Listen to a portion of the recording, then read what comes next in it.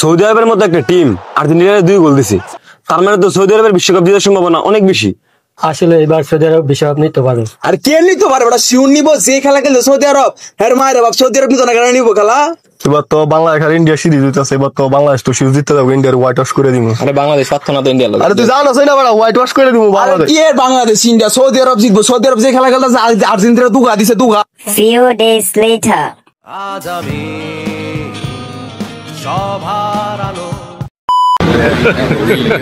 Hey y'all, come look at this.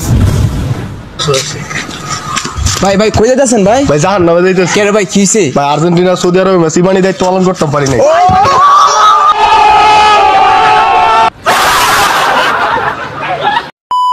ভাই একটা সমাধান লাগবো। সমাধান ভাইয়া? আর্জেন্টিনার বাপ যদি জার্মানি হয় তাহলে সৌদি আরবের পুত্র কেটা? Obviously Brazil.